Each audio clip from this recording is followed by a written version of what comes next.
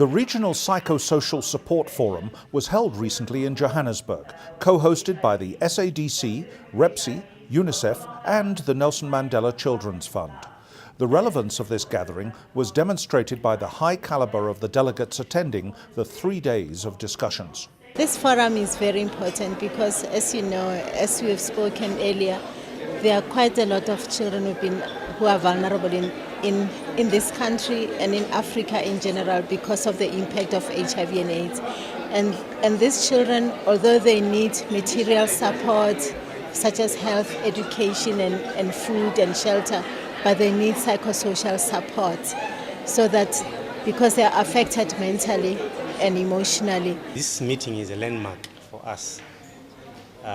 It's the first time that as a region we have met different partners, our governments, experts from all over to discuss on issues around psychosocial support.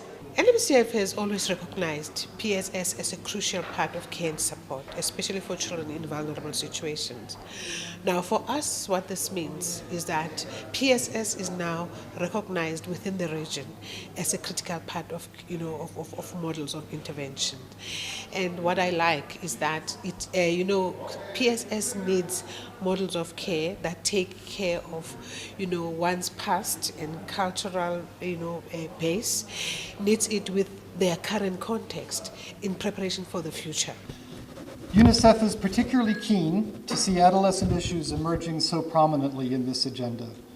It is vitally important that we remember in our program strategies that vulnerable children are adolescents, include adolescents, most of whom are sexually active, and it is critical that we address adolescent sexual and reproductive health issues, not only in psychosocial support, but also in our broader protection care and support programs overall.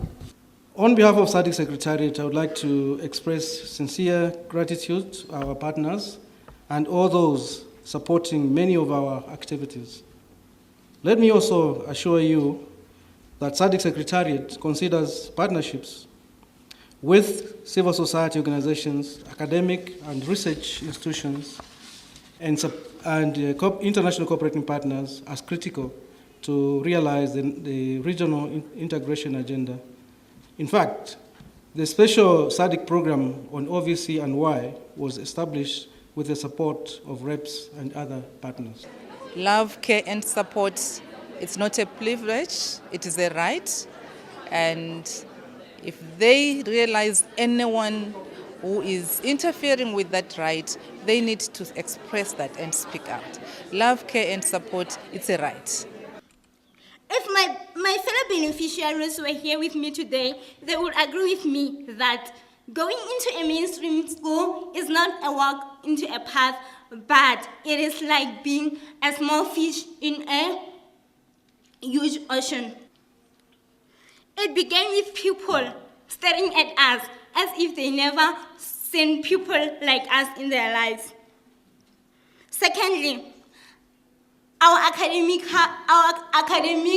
performance dropping from 100% that we were used to achieving to a mere 40%.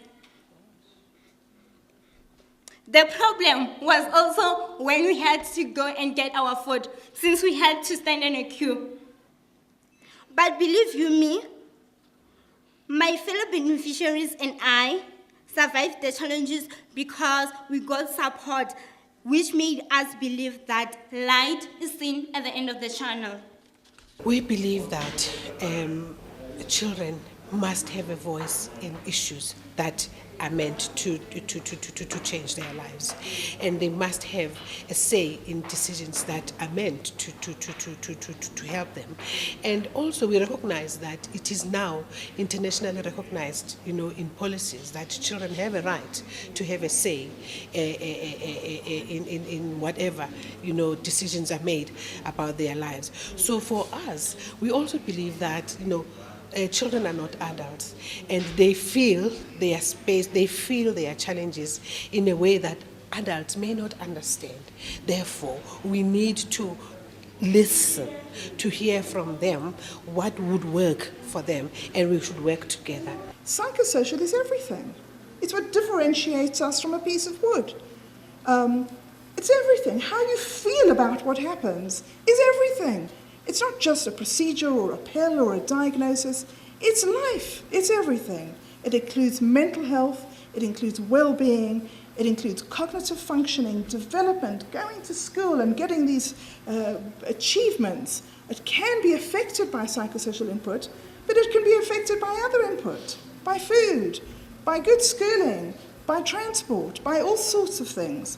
What's so different about HIV/AIDS? Why is it somehow worse in these studies for children whose parents have died of AIDS than for children who've died of all sorts of other causes, or whose parents are sick with other causes? We can see here this kind of killer combination of stigma, bullying, poverty, care and mental health, care and disability levels, and abuse. But one of the key risks we can see is bullying. And AIDS-affected children are much more likely to be bullied, and chronically bullied children, as you can see from our data here, are much more likely to have severe mental health problems. When you talk about psychology, I'd also like you to remember that this is normal people. When you're thinking about HIV particularly, these are normal people in abnormal situations. And that's the challenge. This isn't dealing with people, maybe in some cases there are people who are having different kinds of problems, but for the main part, people have been set up into very, very difficult situations, and their human response is very, very difficult. Children also stress. Children also have issues that they want to talk about. Children have questions that they want answers for. Children have the need for love. Children should not be abused. And if we are providing for the other material and physical support to the children, and we leave out the emotional requirements, the need for love, protection, and care, we'll be missing out. And so for us, psychosocial care and support is a right for every child. We must ensure we become better at sharing our best practices and our lessons, at exchanging more effectively between each other. And following this conference, we very much hope to see an effective and engaged community of practice emerging from our discussion of this agenda. We've always recognized that the challenges that we are faced with are not necessarily national, they are actually regional. And the fact that we're now moving into the region recognizes that we have to share our experiences and learn from each other. Repssi, I say well done, but there's still a lot to do. We need to ensure that this is rolled out, their program is rolled out in all the countries, and that everyone at community level knows about the work that they do, and they're trained and skilled to provide the service. Lessons learned for sure that through partnerships you can do more. There is always something that a partner can bring to the table. The other thing is we are all doing the same things towards ensuring that children have their rights realized. And so that requires bringing together different partners, because child well-being cannot be possible if we have sectoral approaches that are not integrated. So the lesson learned is being able to have a common cause and have clear mechanisms for coordinating these partnerships, as well as some technical arrangements being in place for actually steering the processes going on.